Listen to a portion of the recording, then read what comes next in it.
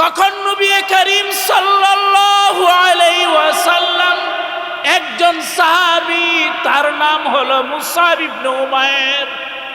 ওই সাহাবীর নাম কি? মুসাব ইবনে উমাইর।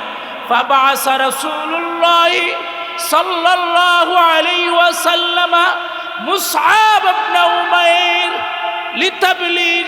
লিতালিমিল কুরআন ওয়া লিতাফাক্কুহি ফিদ্দীন।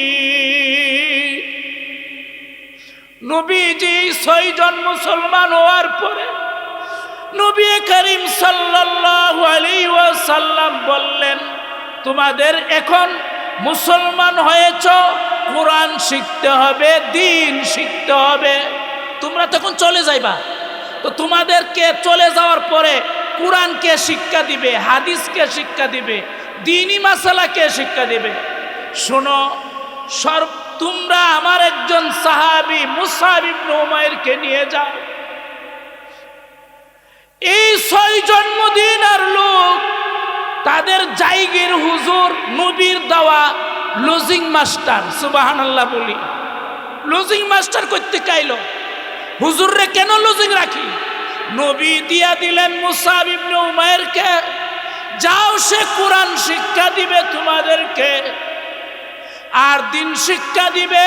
তারে তোমরা 3 বেলা খাবার দাবারের ব্যবস্থা করবা। বুঝছেন? লজিং করতে আইছে।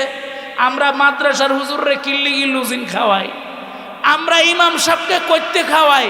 কিছু লোক আছে এরা সয় না, হুজুরের মানুষের বাড়ির থেকে পাক কইরা দেয়। আর এইটা নবী শিক্ষা দিয়ে গেছে। সুবহানাল্লাহ বলে। নবীজি বলেন, হে আনসাররা শুনো, মদিনার লোকেরা, তোমাদেরকে কোরআন শিক্ষা দেওয়ার জন্য ওয়ালিতাফাক্কুহি ফিদ্দীন, দ্বীনের মাসআলা মাসাইল শিক্ষা দেওয়ার জন্য, নামাজ কালাম শিক্ষা দেওয়ার জন্য আমি মুসআব ইবনে উমাইরকে পাঠালাম। আমার একটা কথা স্মরণ হয়ে গেল। এই মুসআব ইবনে উমাইর কে ছিলেন? হাই, আমাদের ছেলে মেয়েরা ইতিহাস জানে না। উনি ধনীর দুলাল ছিলেন, ইসলাম গ্রহণ করার জন্য সব কিছু ত্যাগ করেছেন। পরবর্তীতে মুসআব ইবনে উমাইর উহুদের ময়দানে শহীদ হয়ে গেছে। কথা বুঝতে পেরেছেন? মুসআব ইবনে উমাইর কথা হযরতে আব্দুর রহমান ইবনে আউফ রাদিয়াল্লাহু তাআলা আনহু বর্ণনা করেছেন। আব্দুর রহমান ইবনে আউফ রাদিয়াল্লাহু তাআলা আনহু উনি আশারে মুবাশশারার একজন। 10 জন সাহাবী ছিল, দুনিয়াতে জান্নাতের সার্টিফিকেট পেয়েছে। আব্দুর রহমান ইবনে আউফ রাদিয়াল্লাহু তাআলা আনহু। আমরা সাহাবীদের কথা কেন বলবো? আইদ যিকরান মানিল্লানা আন্না যিকরাহু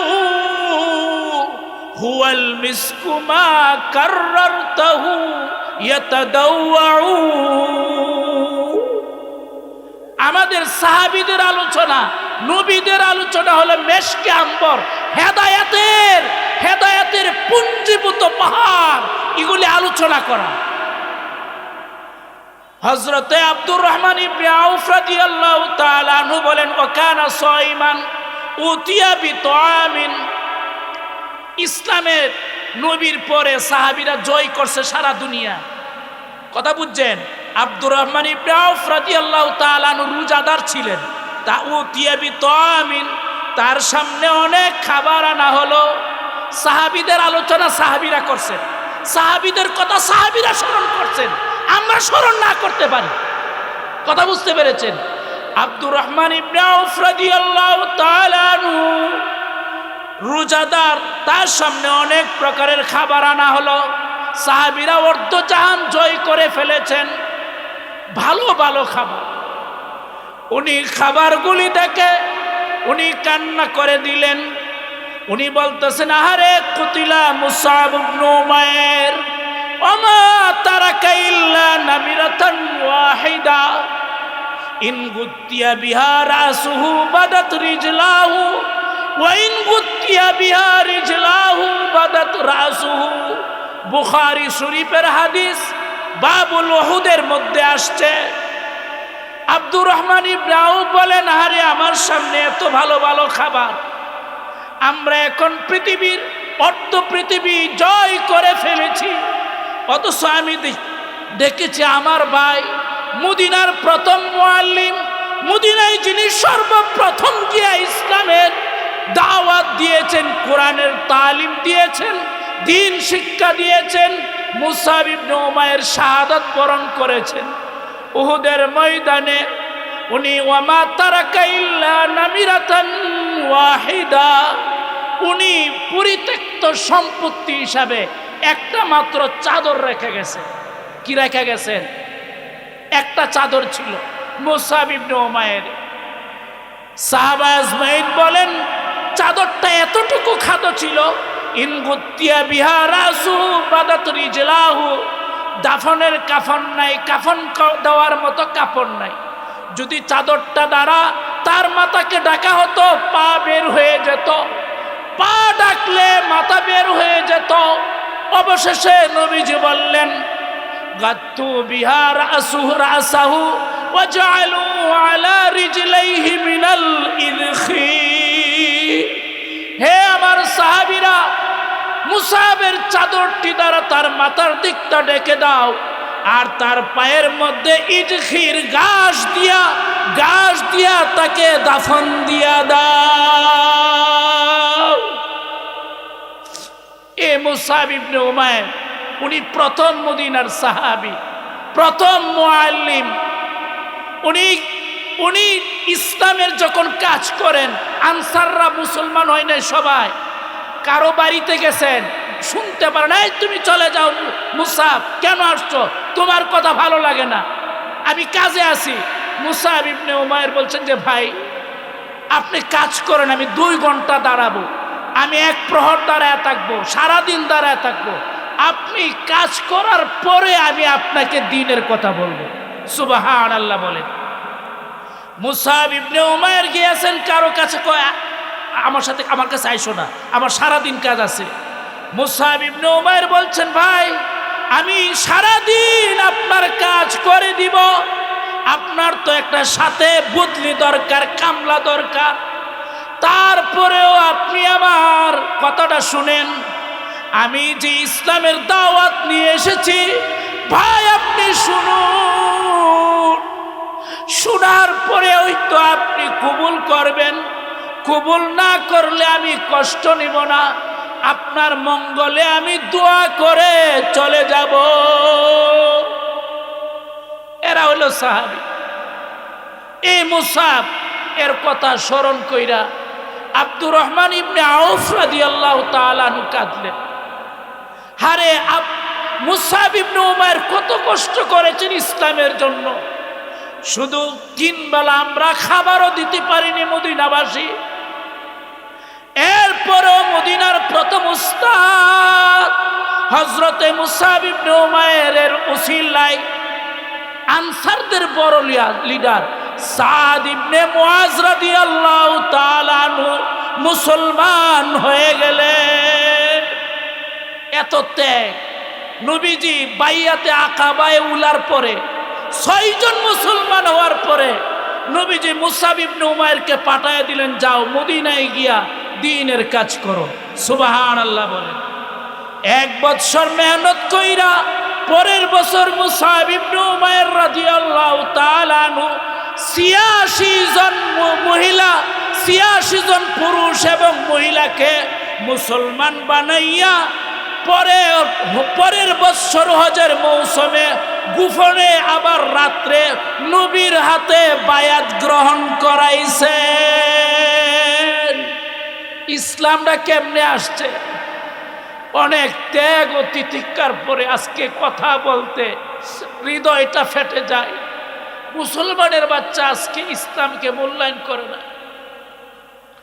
মুসআব ইবনে উমাইর রাদিয়াল্লাহু তাআলা আনহু 1 বছর মেহনত করে 86 জনের উপরে পুরুষ এবং মহিলাকে মুসলমান বানাইয়া আবার হজের মৌসুমে নবীর হাতে গোপনে বায়াত গ্রহণ করাইছে। এরপরে আনসাররা বলল, ইয়া রাসূলুল্লাহ, মদিনা ইসলাম কেমনে গেল?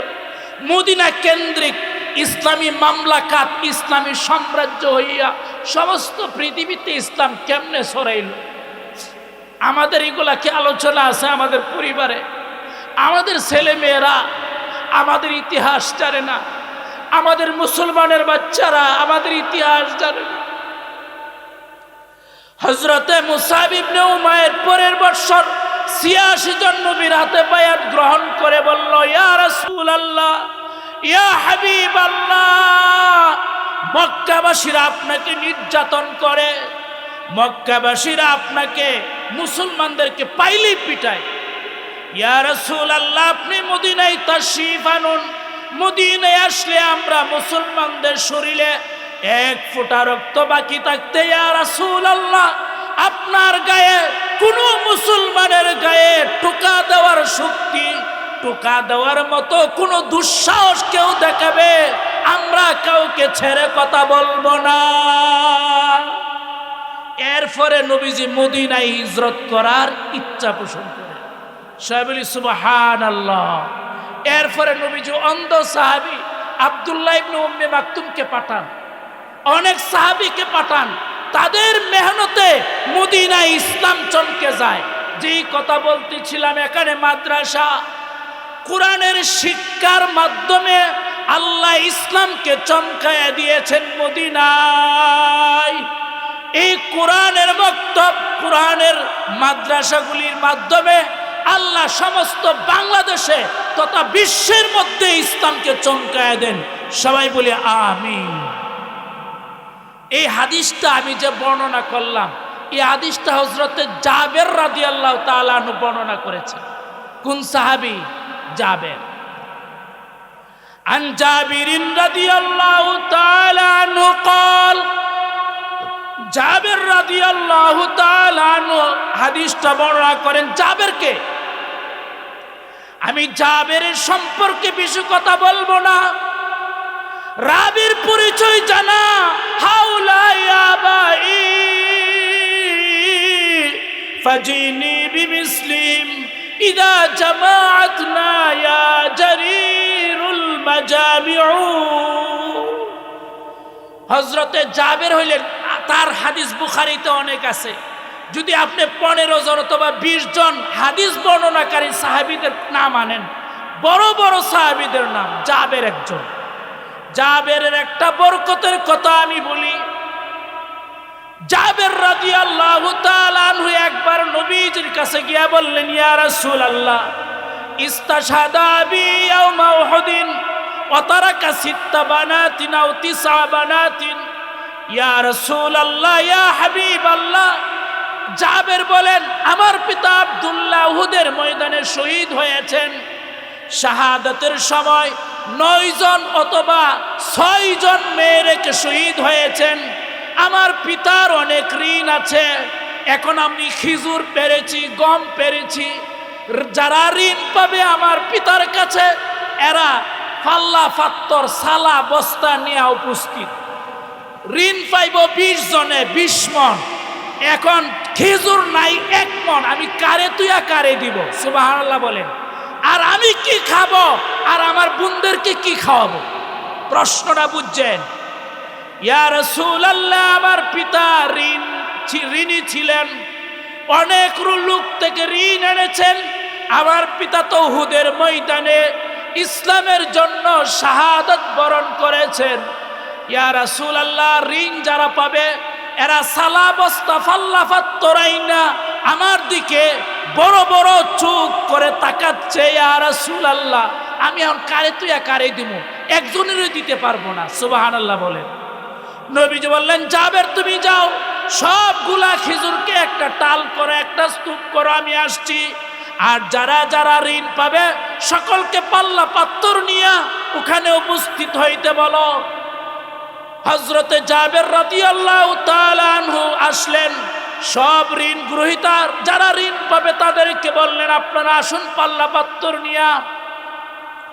নবীজি আসলেন, আয়েশা খেজুরের টালের চতুর্দিকে নবীজি ঘুরলেন, দোয়া করলেন। নবীজি টালের উপর উঠা সব ঋণওয়ালাদেরকে যারা ঋণ পাবে মেপে মেপে নবীজি দেওয়া শুরু করলেন। সবাই বস্তা ভর্তি করে যারা যারা জাবেরের পিতার কাছে ঋণ পাবে সবাই বস্তা ভরে ঋণ নিয়ে গেছে। হযরতে জাবের রাদিয়াল্লাহু তাআলা আনহু বলেন, আমি টালের দিকে তাকাইলাম, আমার মনে হইতে লাগলো নবী যে মাইপা দিছেন এখান থেকে একটা খিজুরও কমে না। সুবহানাল্লাহ বলে। জাবেরের অনেক হাদিস আছে, এটা বুখারীর হাদিস বললাম, দাওয়াতেরও হাদিস আছে।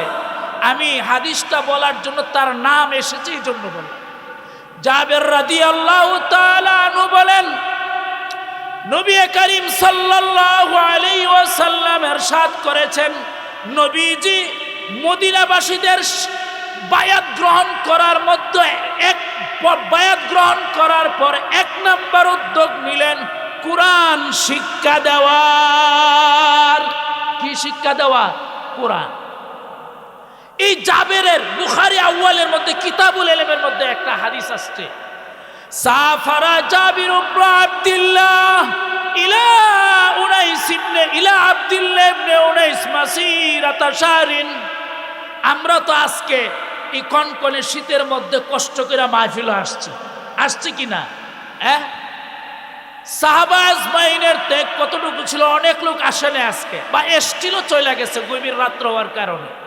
দেখেন জাবির ইবনে আব্দুল্লাহ নবীর সাহাবী, অনেক হাদিস বর্ণনা করেছেন। নবীজির ইন্তেকালের পর জাবের রাদিয়াল্লাহু তাআলা আনহু জানতে পারলেন তার আরেকজন ভাই সাহাবী আব্দুল্লাহ ইবনে উনাইস, তার কাছে নবীর একটা হাদিস আছে, এটা জাবেরের কাছে নাই। সুবহানাল্লাহ বলেন। নবীর কাছে একটা হাদিস আছে, এই হযরতে আব্দুল্লাহ ইবনে উনাইসের কাছে একটা হাদিস আছে, জাবের এটা নবী থেকে শুনে নাই। আব্দুল্লাহ ইবনে উনাইস গেছে সিরিয়ায়, আর জাবের হলেন মদিনায়। তো একটা হাদিস শোনার জন্য জাবির ইবনে আব্দুল্লাহ একটা হাদিস শোনার জন্য মাসিরাতা শাহরিন 1 মাস সফর কইরা 1 মাস দূরত্বে আব্দুল্লাহ ইবনে উনাইসের সাথে সাক্ষাৎ করলেন। ইমাম বুখারী আনছেন কিতাবুল ইলমের মধ্যে যে সাফারা জাবির ইবনে আব্দুল্লাহ লি হাদিসিন ওয়াহিদিন মাসিরাতা শাহরিন ইলা আব্দুল্লাহ ইবনে উনাইস। আমাদের কতটুকুতে কত হাদিস হুজুররা বলবে, কত ইসলামের কথা আলেম ওলামা বলবে, শোনার কোনো লোক নাই, শোনার কোনো কি নাই, লোক নাই। আল্লাহ তুমি আমাদেরকে ক্ষমা করে দাও, আল্লাহ তুমি আমাদেরকে ক্ষমা করে দাও। হযরতে ইমাম বুখারী রাহমাতুল্লাহি আলাইহি বাব কায়েম করছেন, জাবির ইবনে আব্দুল্লাহ অনেক হাদিস বর্ণনা করেছেন।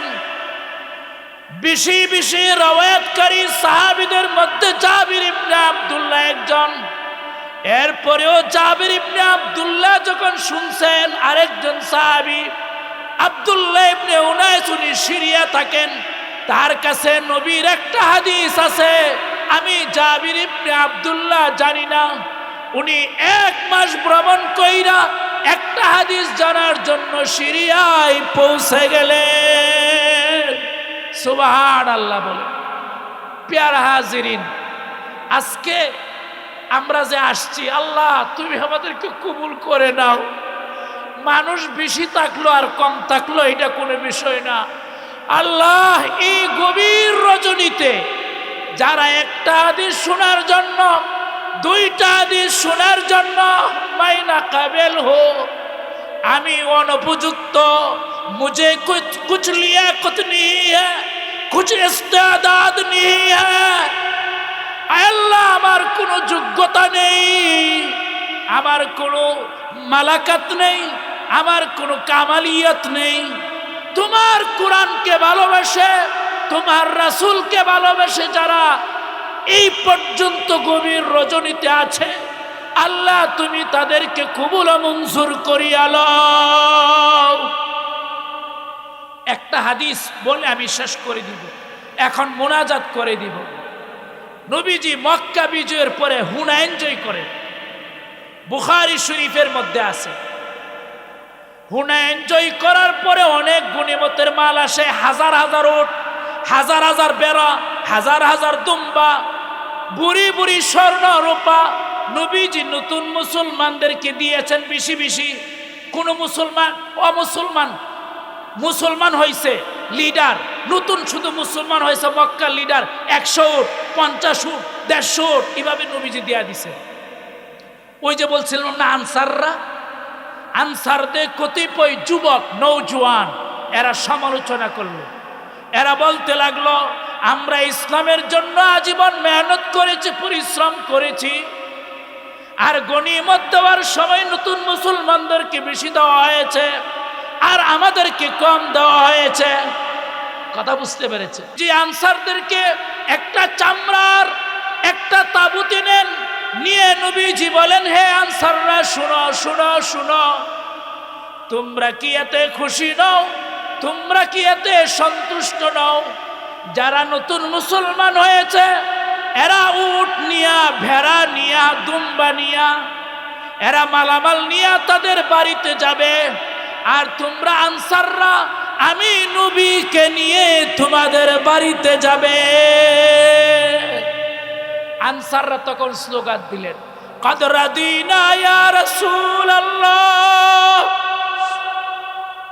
কদ রাদিনা ইয়া রাসূলুল্লাহ, কদ রাদিনা ইয়া রাসূলুল্লাহ।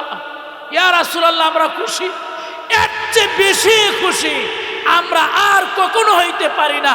ইয়া রাসূলুল্লাহ, আপনি মদিনায় আবার যাবেন, আমাদের সাথে থাকবেন। এরা উট নিয়া, দুম্বা নিয়া, ভেড়া নিয়া বাড়ি যাবে, আর আমরা আল্লাহর রাসূলকে নিয়ে আমাদের বাড়িতে যাব।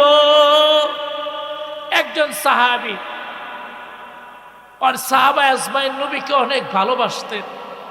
আল্লাহ, তোমার ভালোবাসা দিয়া, তোমার রাসূলের ভালোবাসা দিয়া আমাদের দিলকে ভরপুর করে দাও।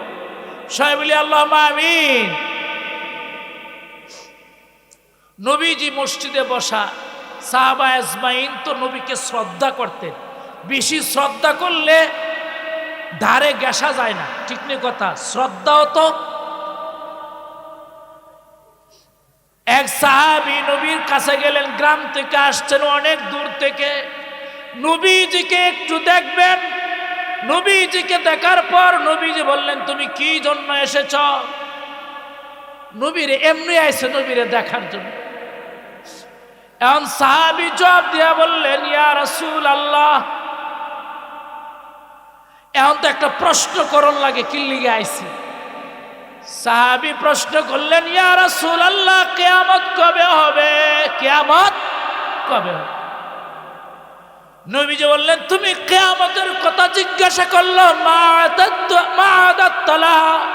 হে আমার সাহাবী, তোমরা বলো, তুমি কিয়ামত কবে হবে জিজ্ঞাসা করো। তুমি বলো, কিয়ামতের জন্য কি প্রস্তুতি গ্রহণ করেছ, কতটুকু আমল করেছ? সুবহানাল্লাহ বলে। সাহাবী কি জবাব দিবে? নবী আমারে জিজ্ঞাসা, আমি বললাম যে ইয়া রাসূলুল্লাহ, কিয়ামত কবে হবে? নবী আমারে জিজ্ঞাসা করলো কি আমি আমল করছি কিয়ামতের জন্য, এখন আমি কি বলবো? ওই সাহাবী কোনো আমলের কথা বলেন নাই, বলতে পারেন নাই আমার কি মুঝে কি আলিয়াকত হ্যায়, আমার কি যোগ্যতা আছে, আমার কি আমল আছে। ওই সাহাবী বলে উঠলেন, ইয়া রাসূলুল্লাহ, ইয়া হাবিবাল্লাহ, আমার কোনো আমল নাই, তবে ইয়া রাসূলুল্লাহ, আমার একটা আমল আছে।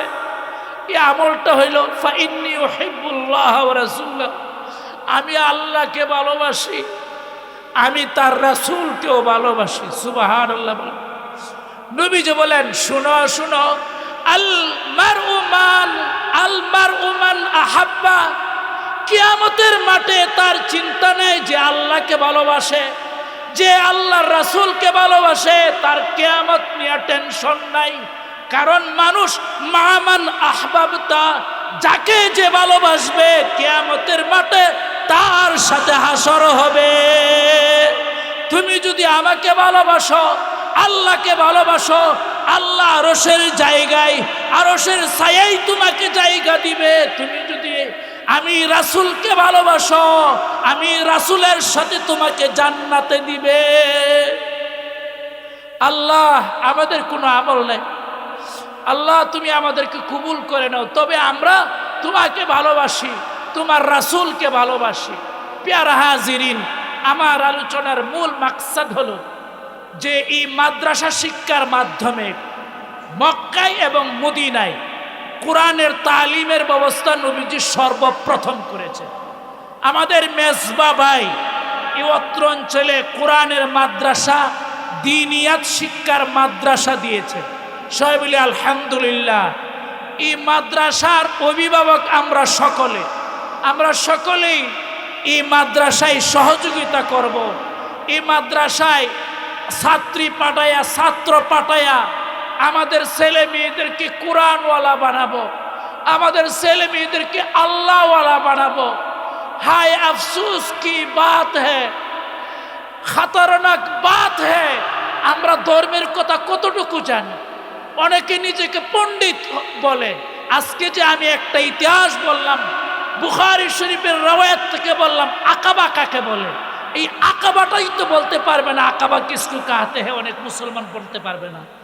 100 মুসলমানকে যদি প্রশ্ন করা হয়, আলেম ছাড়া 100 মুসলমানকে জিজ্ঞাসা করলে 90 জনে ফিল করবে আকাবা কাকে বলা হয়। ঠিক নি কথা? মদিনায় ইসলামের সূচনা কিভাবে হয়েছিল, এই কথাটা কে বলতে পারে? কথা বুঝতে পেরেছেন? এই জন্য হযরত আলী রাদিয়াল্লাহু তাআলা আনহুর কবিতা তিনি বলতেন, রাদিনা কিসমাতাল জাব্বারি ফিনা লানা ইলমুন ওয়ালিল আদাই মাল। আমরা আল্লাহ তাআলার বন্টনে খুশি আছি। সবাই বলে আলহামদুলিল্লাহ। কারণ আল্লাহ আমাদেরকে কোরআন দিয়েছেন, কোরআনের ইলম শিক্ষা দিয়েছেন, আর আমাদের দুশমনদেরকে মাল দিয়েছেন। আল্লাহ তুমি কবুল করে নাও আমাদেরকে। আল্লাহ কোরআনের জন্য আমাদের ছেলে মেয়েদেরকে কবুল ও মঞ্জুর ফরমাও। সবাই বলে আমিন। আমি কুমিল্লা থেকে এসছি, আপনারা দীর্ঘক্ষণ সময় এখানে বসা। আমি মনে করি আমার যোগ্যতার চেয়ে আমি বেশি সময় পাইছি।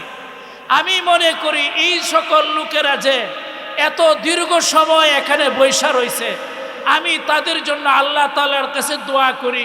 আমার কোনো কামালিয়ত নাই, তবে একটু মাদ্রাসা কর্তৃপক্ষ, মাহফিল কর্তৃপক্ষ একটু বলেছে মুনাজাত করার জন্য, আমি একটু দোয়া করব।